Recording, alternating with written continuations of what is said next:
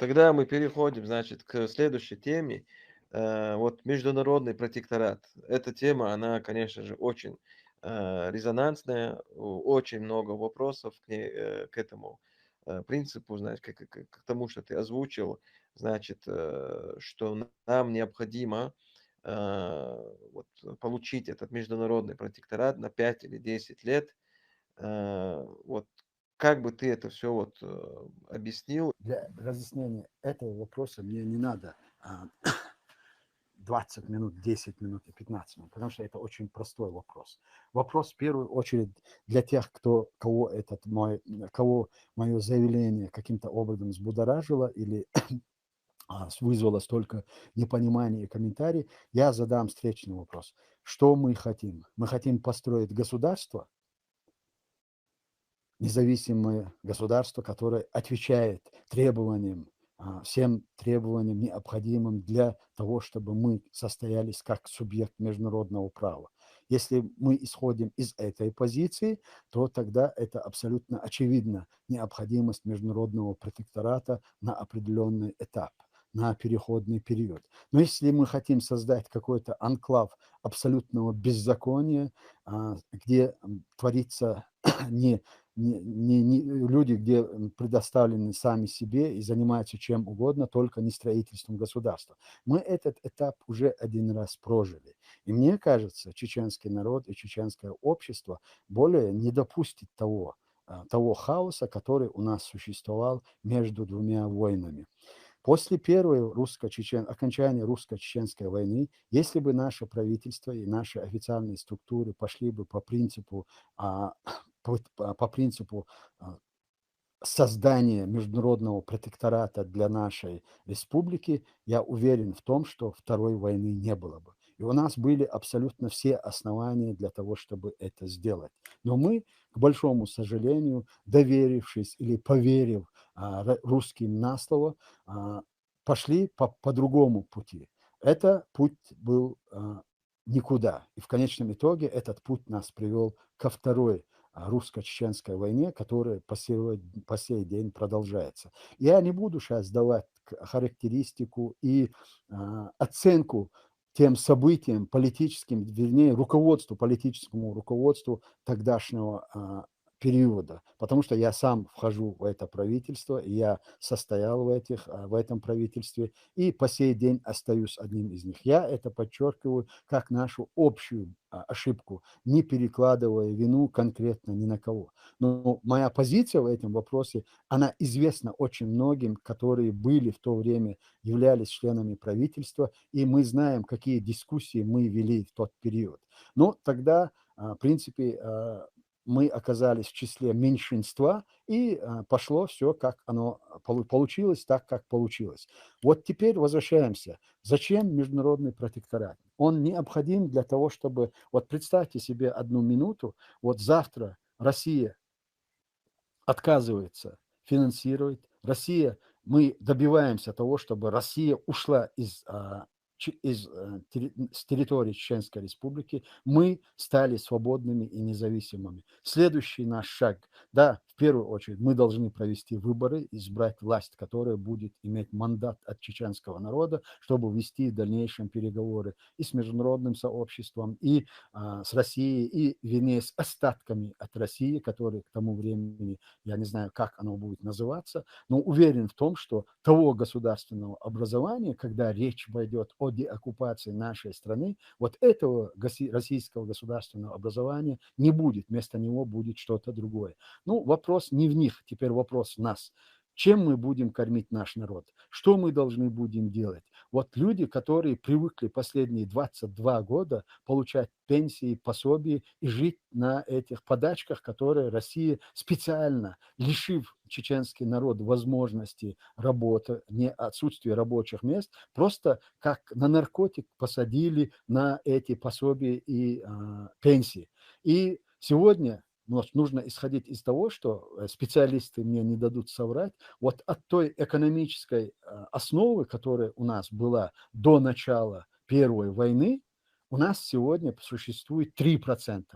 90% безработица. Вот эти 90% чеченцев, ингушей и представителей других народностей, которые находятся на территории Чеченской Республики, оккупированной, они находятся, они получают какие-то социальные пособия и пенсии. Вот 10% это силовики и бюджетники, которые сегодня, это врачи, учителя. Вот теперь у меня вопрос. Если мы не сумеем сформировать какую-то структуру, какую-то администрацию, которая будет способствовать тому восстановлению нашей экономики, инвестиций, просто я пойду по важности этих вопросов. Да? Вот мы восстанавливаем суверенитет, мы провели выборы. Вот что дальше? Кто работает в наших структурах государственной власти? Вот кто и кем эти люди подготовлены? Мы знаем, что на сегодняшний день люди, которые живут на территории Чечни и занимаются чисто бюрократической работой, государство – это бюрократия. Это бюрократическая машина, которая необходима. Просто для аналога, для примера приведу. После Первой войны, когда мы восстановили государственные структуры и мы начали работать, был принят такой, было в любом случае призывы провести люстрацию. То есть это чтобы не допустить людей, которые скомпрометировали себя в период Первой войны и которые находились на службе оккупационных структур власти.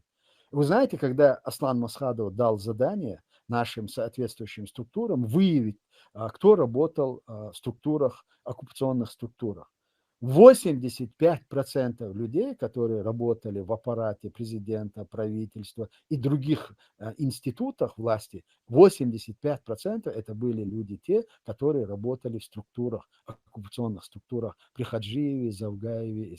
Это было за 2,5 года, вот за 2 года, скажем так, оккупация.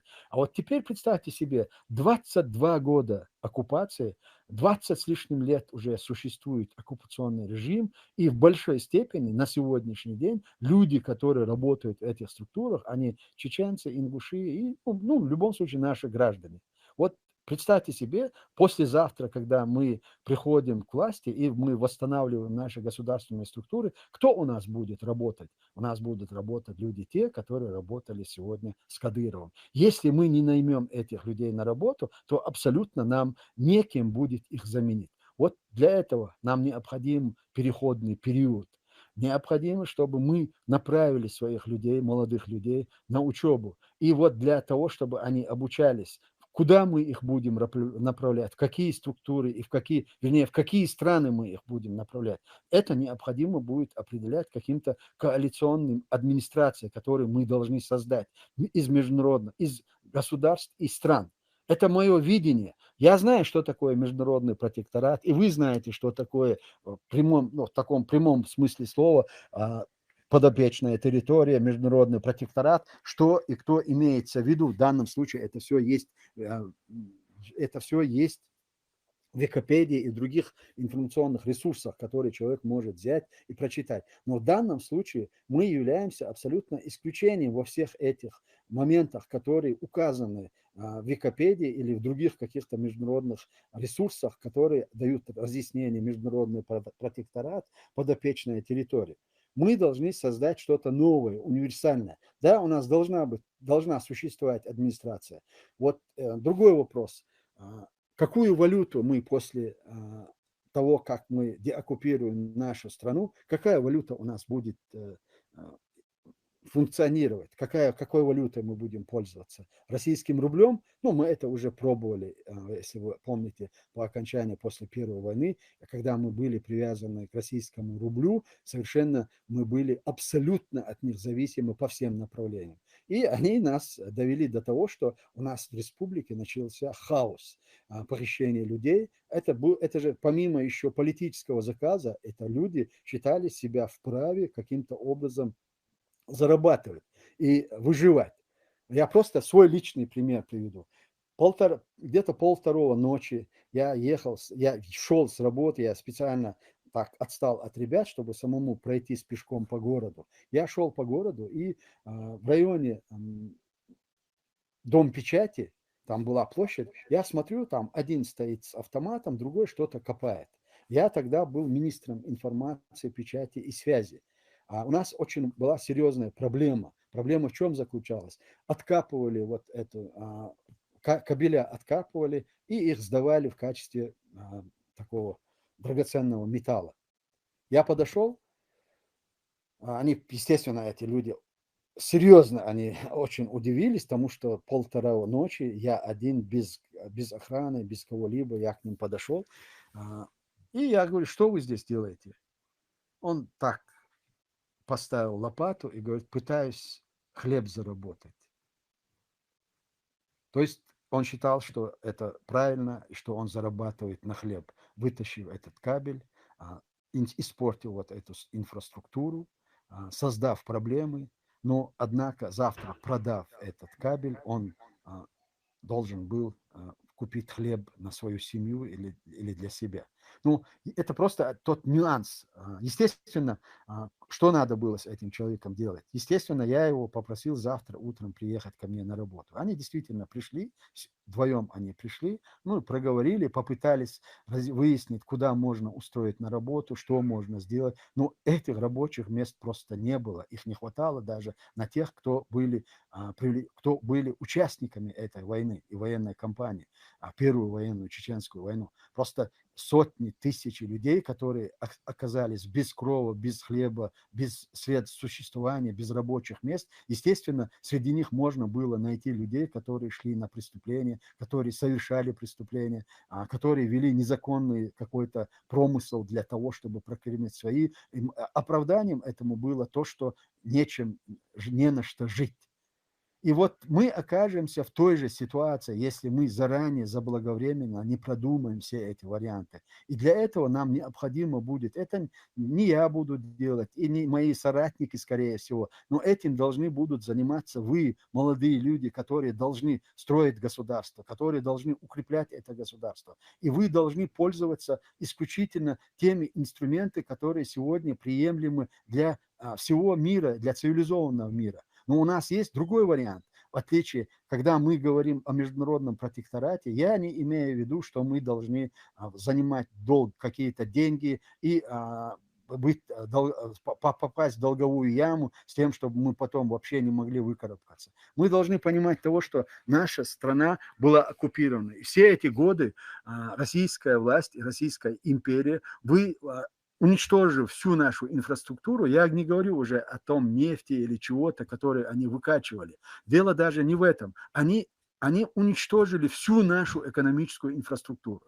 И должен быть учрежден международный трибунал по этим военным преступлениям. Естественно, одним из аспектов, который обяжет территорию России или те субъекты, которые в последующем распадутся на части после Российской империи, или страна, которая трансформируется в какое-то другое государственное образование, я не думаю, что эта страна объявит себя правопреемником России, потому что за ней в этом случае останутся очень серьезные долги и моральная, нравственная ответственность за все то, что было сделано. И поэтому нам необходимо будет вернуть наши средства, вернуть компенсацию или контрибуцию, репарацию от России, уже исходя из того, что вот здесь, на Западе, в западных странах и европейских странах арестованы тысячи, миллиарды, триллионы российских средств, российских денег. И вот наша доля, когда она будет перенаправляться, вот эти конфискованные или замороженные валюты, российские рубли, российские деньги, когда они будут распределяться по странам, по Украине, Грузии там, или Молдове, мы должны заполучить нашу часть этой контрибуции. И мы должны говорить об этом месте уже с нашими союзниками. Вот эти наши союзники, с которыми вместе с нами создадут какую-то временную администрацию на переходный период, это будет сделано помимо той нашей официальных структур и нашей власти, которая изберет чеченский народ. Вот эта администрация, международная администрация в качестве международного протектората, она должна будет добиваться того, чтобы часть этих денег были направлены в Чечню. Таким образом, мы избежим попадание в долговую яму, но и при этом мы можем решить социальные проблемы нашего населения, и таким образом мы можем инвестировать эти же средства в нашу экономику с тем, чтобы создавать рабочие места и прочее. И дальше нам нужно будет направлять молодых людей на обучение, наших дипломатов, наших военных, высшее военное руководство. Мы сегодня создали, восстановили Министерство обороны в Украине, но при этом у нас не хватает высококвалифицированных военных офицеров. Но да, они у нас есть, но они служат в разных армиях и разных структурах. Нам нужно будет подготавливать своих военных. И где их нам надо будет подготавливать? Это тот же вопрос. Да, вот теперь вопрос религиозный. Кто будет входить в эту администрацию? В мире существуют мусульманские страны, которые являются и членами НАТО на сегодняшний день. Поэтому у нас абсолютно есть выбор, с кем мы должны будем договариваться. И мы будем договариваться с теми странами и государствами, чтобы это не противоречило нашим религиозным каким-то аспектам. Я думаю, я уже перебрал, и я думаю, дальше я буду отвечать более на конкретные вопросы. В общем, что такое международный протекторат? Это та необходимая структура, чтобы мы восстановились как страна, как государство, и при этом мы не будем никому ничем обязаны. Мы должны сделать именно так, что мы не будем попадать в какую-то долговую яму, от которой мы в последующем не сможем вылезти. А как это сделать? Это уже дело наших молодых людей, политиков, которые сегодня получают квалифицированное высшее образование в самых престижных вузах Запада и Европы. Это будут вопросы наших религиозных студентов, которые соответствуют ли это исламским принципам и нормам, будут определять другие молодые люди, которые сегодня учатся и становятся духовными лидерами, духовной частью нашего общества. Я думаю, что такого мощного потенциала в истории нашего народа у нас никогда не было. Несмотря на всю такую видимость, что мы разобщены и несостоятельны, мы сегодня едины как никогда, мы сегодня состоятельны как никогда, и у нас есть огромные перспективы в будущем. И я смотрю на это с большим оптимизмом. Шамиль, я перебрал снова время, но я закончил.